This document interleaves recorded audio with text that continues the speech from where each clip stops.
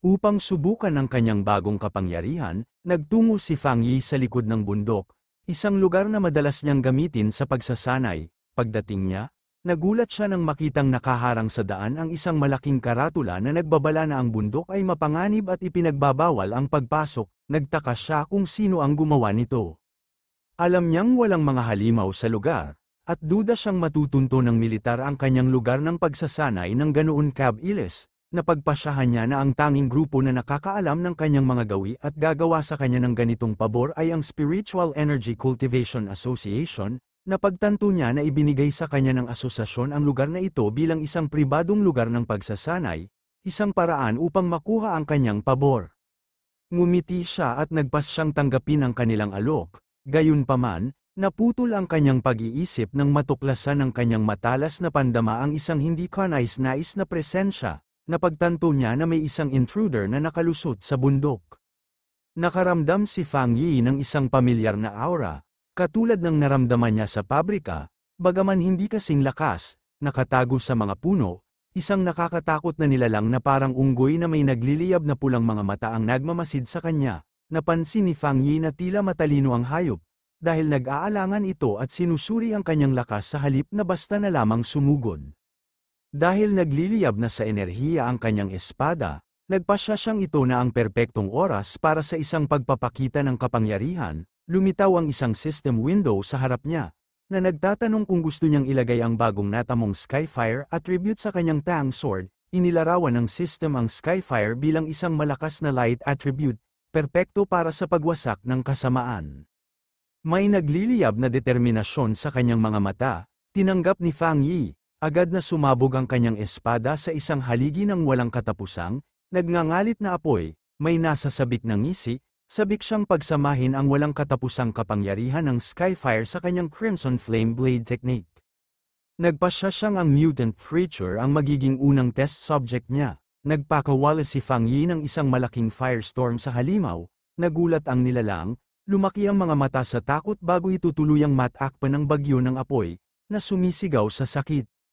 Nakatayo sa gitna ng apoy na nilikha niya, sinuri ni Fang Yi ang kanyang bagong kakayahan, napagtanto niya na ang enerhiya ng kanyang atake ay doble na ngayon, o kahit triple pa kaysa dati, at pinakamahalaga, hindi siya sinasaktan ng apoy, hinawakan niya ang talam ng kanyang espada, na natatakpan pa rin ng apoy, at napansin na malamig ito. Bigla, naramdaman niya na nakaligtas ang nilalang sa atake at sinusubukang tumakas, may determinadong tingin. Nagpasya siyang habulin ng intruder upang makita kung ano ang kaya nito. Samantala, malalim sa parehong kagubatan, isang batang babae na may kulot na pulang buhok ang nagla-livestream mula sa kanyang telepono, na nakakabit sa isang selfie stick. Sinabi niya sa kanyang mga manunood na hindi siya sinungaling, ngunit palagi siyang napakaswerte, at tila natatagpuan siya ng kamanghamanghang content. Nagdududa ang kanyang mga manunood, at hinamon siya ng isang commenter na patunayan ang kanyang swerte sa pamamagitan ng pagpunta sa Chingcheng University upang kunan ang mahiwagang Skyfire na pinag-uusapan ng lahat. Ang kanyang kumpiyansang broadcast ay biglang naputol nang magbago ang kanyang ekspresyon sa isa na purong pagkabigla. Ang nilalang na parang unggoy na nakatakas mula kay Fang Yi ay lumundag mula sa kakahuyan at marahas siyang inatake. Ang lakas ng atake ay nagpatalsik sa kanyang telepono, na nabasag ang screen nang tumama ito sa lupa, ngunit nagpatuloy ang livestream. Sa pamamagitan ng basag na screen, nakita ng kanyang mga manunood na idinidiin siya ng halimaw sa lupa, ngunit akala nila ay isang peking away lamang ito na may masamang special effects. Gayunpaman, ang streamer ay nasa tunay na panganib. Umiyak siya sa takot habang pinipigilan siya ng halimaw, na tinatakpan ng paa nito ang kanyang bibig. Ibinuka ng nilalang ang malaki at pangil na bibig nito, handa nang magbigay ng nakamamatay na kagat. Bago ito makasakit, isang malaking pagsabog ng nagliliyab na enerhiya na hugis ulo ng dragon ang tumama sa halimaw, na nagpatalsik dito pabalik. Tumingala ang streamer sa pagkabigla, na iligtas sa huling segundo. Namamangha na ngayon ang kanyang mga manunood, hindi sa pagiging totoo ng panganib, ngunit sa pinaniniwalaan nilang mga hindi kapani-paniwalang Fire Dragon special effects. Ang biglaan at dramatikong pagbabago ng mga pangyayari ay nagdulot ng pagtaas ng kanyang viewership sa mahigit 13,000 katao. Natatakot pa rin, tumingin ang streamer sa kanyang balikat, na nagtatanong kung sino yun. nagmadali siyang kunin ang kanyang telepono mula sa lupa. Tumayo siya at itinutok ang kamera sa pinagmulan ng atake. Nakatayo siya sa harap ng isang nagngangalit na apoy at sumigaw sa kanyang audience na nakunan niya ito sa film, na may isang taong nakatayo sa loob ng apoy. Nakunan ng kanyang kamera ang silweta ni Fang Yi na nakatayong ganap na hindi nasaktan sa loob ng apoy. Sa kanyang natakot at namamanghang isipan, napagpasyahan niya na nailigtas lamang siya ng isang tunay na immortal. Ang video ng pagliligtas ni Fang Yi sa live streamer na si Malala ay agad na nag-viral. Ito ay naging nangungunang trending topic online, na may mahigit 13.5 milyong views. Ang mga headline ay dramatiko, na tinatawag siyang isang misteryosong tao ng Skyfire, ang hari ng apoy, at isang immortal na bumaba sa lupa upang iligtas ang mundo. Sa isang opisina, nasa sabik na tinawag siya ng kaibigan ni Qiu Qingli upang tingnan ang video sa screen ng kanyang computer. Tuwang-tuwa siya, na sinasabi kay Qiu Qingli na pinatutunayan nito na totoo ang mga makapangyarihang cultivator, at hindi peke ang Skyfire sa unibersidad. Gayunpaman, hindi ito pinansin ni Qiu Qingli, na sinasabi sa kanyang kaibigan na huwag maniwala sa mga ganoong bagay, at na lahat ito ay acting at special effects lamang. Ngunit habang tinitingnan niyang mabuti ang screen, ang kanyang nagdududang ekspresyon ay nagyelo sa isa na pagkabigla at pagkilala. Ang kanyang kaibigan, na hindi napansin ang kanyang reaksyon, ay nasa sabik na tumuro sa screen, na matagumpay na sinasabi na tama siya, at nagkomento kung gaano kagwapo ang lalaki sa video, bago napansin ang natigil ang katahimikan ng kanyang kaibigan. Sa loob-loob niya, naguguluhan si Qiu Qingli, desperado niyang sinasabi sa kanyang sarili na dapat peke ang video, at kamukha lamang ni Fang Yi ang figura. Ikinatwiran niya na kung siya talaga yon, nasunog na sana siya sa abo dahil sa matinding apoy. Ang kanyang pagtanggi ay nagbago sa takot habang isinasaalang-alang niya ang posibilidad na siya talaga yon. Nag-aalala siya na baka gamitin niya ang kanyang bagong kapangyarihan upang maghayganti sa kanya para sa kanilang paghihiwalay.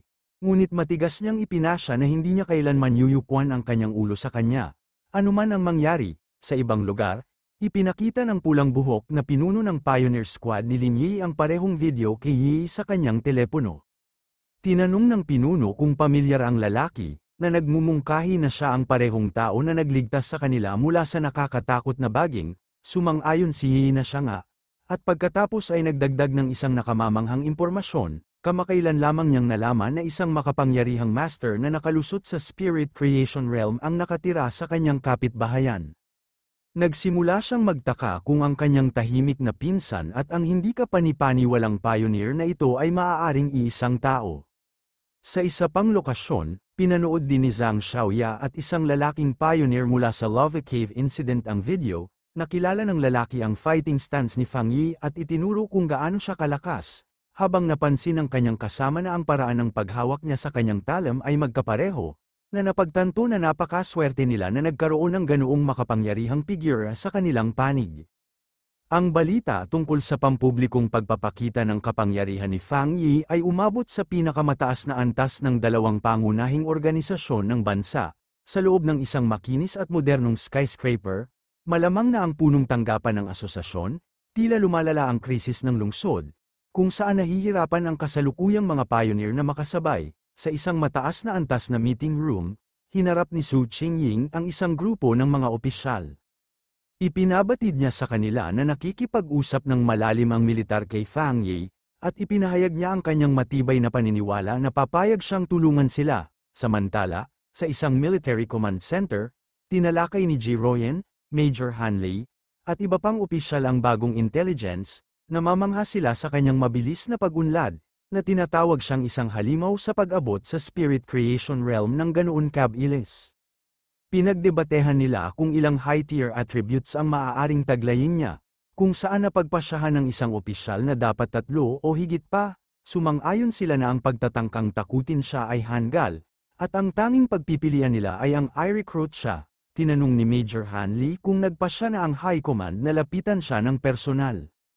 Kinumpirma ni Ji Royen na ginawa na nila, ngunit idinagdag na nag-aalangan pa rin ang mga top brass na magpakumbaba, dahil ang lahat ng nakaraang top-tier pioneers ay nagmula sa loob ng sariling hanay ng militar. Sa pagkuha ng kontrol, binalangkas ni Major Han Lei ang kanilang bagong diskarte, Inutusan niya ang kanyang mga subordinate na alamin kung anong mga bagong armas o kagamitan ang maaaring kailanganin ni Fang Yi, at bigyan siya ng impormasyon tungkol sa mga angkop na lugar ng pagsasanay bilang isang pagpapakita ng mabuting kalooban. Nagbigay din siya ng isang mahalagang huling utos, ang viral livestream video, at lahat ng mga alingaw-ngaw na kumakalat mula dito ay dapat na maayos na pamahalaan at kontrolin. Ang buong spiritual energy circle sa Sia Nation ay ibinaling na ngayon ang atensyon nito kay Fang Yi.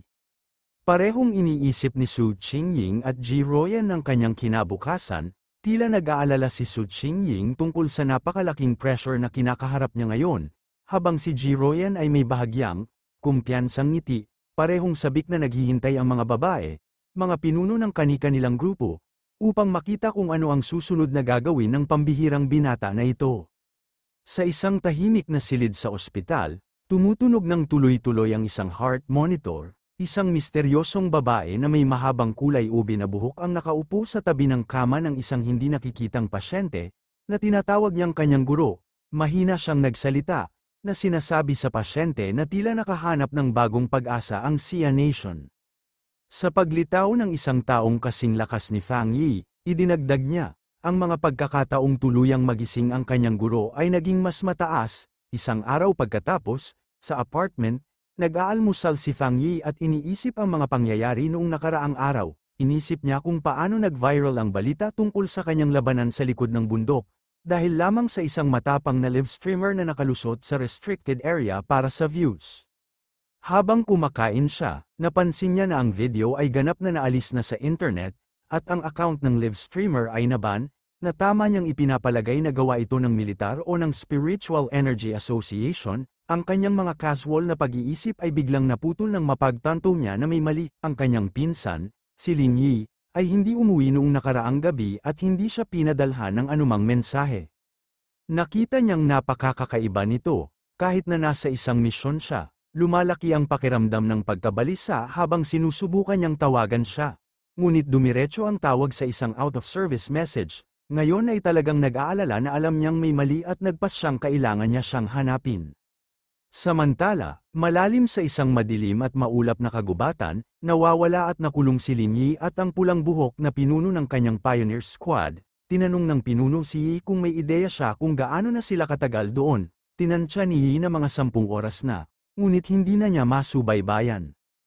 Ang pulang buhok na pinuno, na mukhang pagod at pasa-pasa, ay humingi ng paumanhin ng husto, na sinisisi ang kanyang sarili sa pagkaladkad kay Yi sa gulo na ito. Inamin niya na akala niya ay iniimbestigahan lamang nila ang isang kakaibang phenomenon. Habang nagsasalita siya, hinawakan niya ang kanyang tagiliran sa sakit.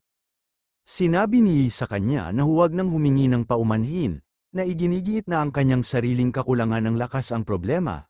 Hinimok niya ang kanyang pinuno na manatiling alerto at iligtas ang kaunting enerhiya na natitira sa kanila.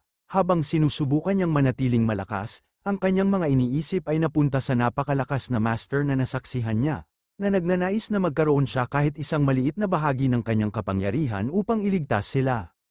Ang kanilang desperadong pag-uusap ay naputol nang lumitaw sa fog ang isang malaki at malilim na halimaw na may nagliliyab na pulang mga mata at isang nakakatakot at matinik na anyo sa mismong likuran nila.